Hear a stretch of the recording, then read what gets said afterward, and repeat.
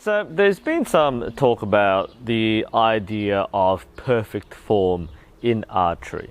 Now, if you're watching this, you're one of two people. Either you're a brand new archer and you want to find out how to do it right, or you are currently an archer. And if that's the case, you probably know what's coming next. When people ask what is perfect form in archery, the general answer, the most common answer is quite simply, there is no one single correct way to do archery. And this isn't talking about different styles of archery. Even within the single discipline or single style, there is no one correct, perfect way. Now, does that mean there's no such thing as perfect form? And this is where I might disagree with some commentators. Hypothetically, there is such a thing as perfect form. On paper, perfect form can be defined as a technique or method that, with the least amount of effort, gives you the most consistent results.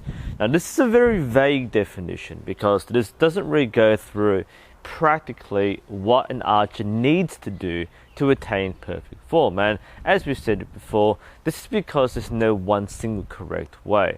What is perfect for one person isn't necessarily perfect for another. So to better understand this, we also need to contextualize archery, contextualize why we do it and what the purpose of archery is. Because as you'll see, when you look at opinions from different people, the way they do archery is going to have different intentions and different standards compared to somebody else. Unfortunately, because there is no one correct form of archery, people often use the perfect form as an excuse. Because there is no one perfect way, this allows me to do whatever I want. And consequently, there's a divergence in styles and techniques, some of which actually are better or worse than others.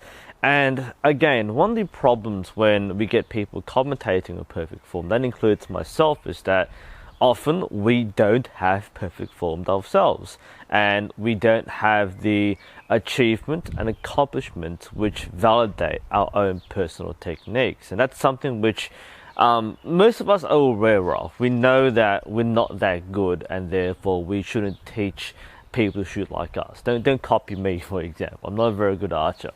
But again, going back to the idea of perfect form, when we talk about perfect form, we need to understand, as we said before, the context. Now, for many traditional archers, what they aim for is sufficient accuracy or sufficient consistency. So their technique and form only need to be good enough to hit their target at the distances they shoot. And there are inherent inconsistencies with traditional shooting. A traditional shooter using traditional bear bow won't have the same consistency and precision as a modern freestyle recurve shooter. And that's fact. You can't really compare those two. Now, with the modern Olympic style in mind, this is where we actually do see something resembling perfect form. Now, one of the things which people complain about with Olympic style archery is that everyone looks the same. Okay, sure, there are some differences and variations, some more notable than others, but by and large, nearly every modern target shooter using Olympic style recurve shoots with almost the same way. Again, there are only some minor differences and different schools of thought, but probably 95% of shot process is consistent. So if that's the case, perhaps we can make the argument that this particular mode of archery does promote a perfect form. And the reason why we see a stronger case for perfect form in Olympic archery or modern archery is because the format and style of the competition demand consistency. Now, these are people who are shooting at long distance, up to 70 meters for the Olympic format, and trying to hit a DVD-sized target.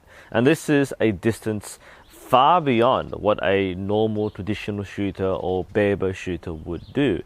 Therefore, the things which would be okay for traditional shooting or short distance shooting would in fact not be okay for Olympic style shooting. And the standards being so high, and again with the top level archers hitting a DVD sized target at 70 meters at a hit rate of around 85% plus, that is incredible consistency, and you can't attain that with these small inconsistencies still in your form. And this is why when we watch the best shooters in the world, who are typically Korean, they are almost mechanical, definitely methodical.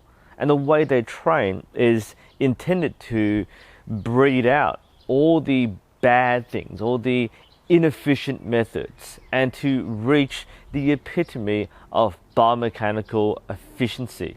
That's why the Korean archers who train for thousands of shots a day, if not a week, then these people have reached that level of consistency which is unparalleled. Now, when we have this perfection, and this is perfection on demand, not a fluke shot or not a good day, but these are people who can hit gold 80% of the time on a bad day. This is really reaching towards the idea of perfection. So when people talk about perfect form, I point to the Korean archers. And of course, there are many top archers in the world. But in terms of a systemic approach to teaching archery, it's really hard to go past Korean archery. Does this mean, therefore, that they have perfect form which every archer should emulate? No, of course not. And this is where we kind of undermine the concept of perfect form. Again, perfect form, to our general understanding, is the most biomechanical efficient method which, for the least amount of effort, ensures the most consistent results. For many people, the psychological side interferes with acquiring perfect form. There are also physical limitations as well, as not all people are built the same way. People have different bone structures, different muscle mass, and along the lines of ethnic backgrounds, you may also find there are consistent patterns in our body development. For example, many Asian archers and people tend to have more difficulty building muscle mass. So we have to use our bone structure more efficiently to make the most of our frame. Whereas many Westerners, like Americans and Europeans, tend to be larger people and therefore can usually draw longer bows and heavier draw weights, and that can compensate for some of the other factors. But the thing psychologically is people might find that they can still execute a very good shot by doing something less efficient. And this is, again, something which we have to accept as a truism. You don't need perfect form to deliver a good shot. You don't need perfect execution to hit gold. You can still hit gold on a bad shot or bad execution. And for some people, that's going to be a core part of their shot process. So again, even looking at the very best in the world, the most consistent style of archery in the world, there are still reasons why people would not follow perfect form. But as I said, perfect form is a thing. Is it something which everyone will benefit from trying to pursue? No, not necessarily. Depends on your goals, depends on your context, depends on your skill level and your own approach to archery. But I think that people who sometimes say there's no such thing as perfect form, everyone shoots differently, it can be sometimes be used as a mask or a crutch or an excuse to not practice good form, to not practice consistent shooting styles. So that's my brief answer to the question. Is there such a thing as perfect form? There is. Does everyone need it? No. Does every style require it? No. But some styles and some applications of archery demand close perfection more than others. And again, depending on your approach to archery, you may find that this is something you need to do.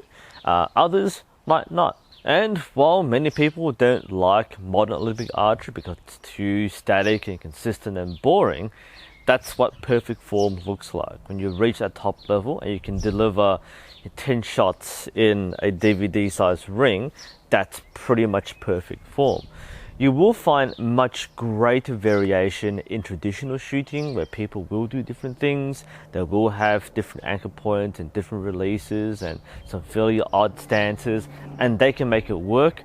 But at Olympic level, these things wouldn't work. And therefore, I would assert that while Olympic style isn't a representative of every style of archery, within modern archery, Olympic style is the closest to perfection which we can expect in this context.